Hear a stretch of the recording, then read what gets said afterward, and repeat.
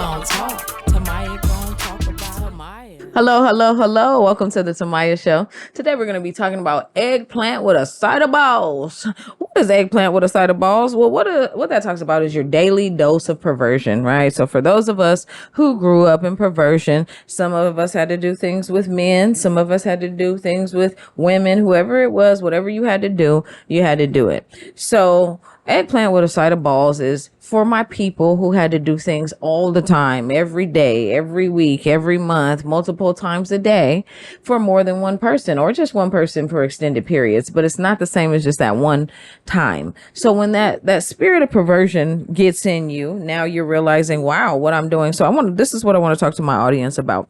For me, how I coped with the abuse was at that time, I could not tell myself I was a victim. I had to tell myself we were all doing this. We were doing it together. I would even ask, hey, you ready? Okay, cool. No, you get my rebound. Okay, we going in the room different times of days. I could never, ever, and this is so important, at that time, I could never, ever tell myself that I was weak or that I was being abused. It just psychologically, it would have been too damaging, right? To go through an experience where you're kind of being forced against your will and you know for a fact you're helpless. You know for a fact that these people are taking advantage of you, but your mind will still protect you to cope with it by telling you, no, you want this. This is fine. It's not that bad. You like it too. Your mind will tell you that, but that is not the truth. Right. So I want to spend a little bit more time there in talking to people. Eggplant with a side of balls this is every day for me. This is a lifestyle. Right. So I'm participating more with these people than I even have in a marriage. Right. Like this is a lot. So what it is it creates an appetite in you. How many times are even married people interacting sexually in any given week? I ask a bunch of married people all the time, how many times you guys do the do? Oh, 2 times, 3 times, 4 times, maybe people who doing a lot 5 times, right? For me, doing it with these guys, we over here doing stuff every single day. And when I say every day, I mean every day. So that's a big difference because not even married people is getting it like that. So now you have an unnatural sexual appetite, and that's formed from trauma, from abuse. And now nobody knows that you're a little pervert and you over here need more in a bad way. And that comes from misuse. That comes from perversion. It is not a good thing. It is not funny, and it is not okay. It's unacceptable because now you have a lot of people out here who are hypersexual, can't control it, can't control their urges, and they don't know why. Because you had them suck and duck like a porn star, and now they can't recover. So that's what happens when we have negligence and neglect going on in the home, period. Okay.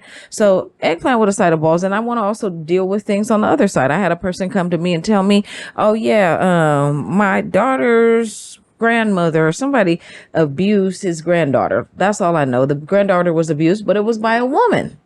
Had her suck her breast. What? Wow. She needs to be handled and dealt with too. I say that to say it's not just what men are doing to women. Women are victimizing girls and boys too. And there has to be an end to that. You cannot abuse people long term and think that they won't have a spirit of perversion lurking in their life, period. Right? You created a historical record. You damaged their mind. Now they sitting up perverted and can't wait to get to the next time because you have corrupted them. You are totally responsible for that, and it's unacceptable. So for the people who had to do a lot, not just a little, because I had to do a lot. I did a lot. I still had to keep up with my grades. I still had to pass the SAT. I still had to help out with my sister. Still had to help in raising my sister. Had to still keep my mind intact. Still had to walk to school. Still had to take the city bus and still be smiling, right? I had to do that. That's what it was.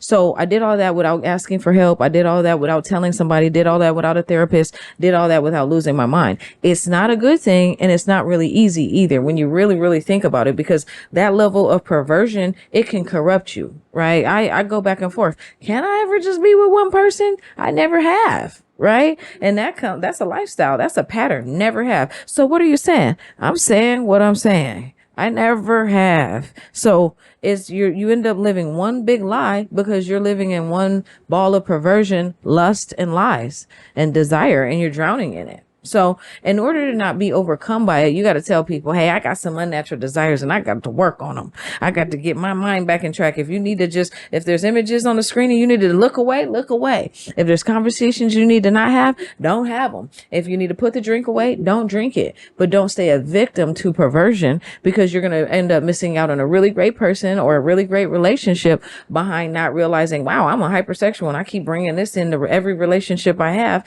and it will never sustain itself because sex isn't a relationship. I need to have commitment. I need communication. I need connection. I need love.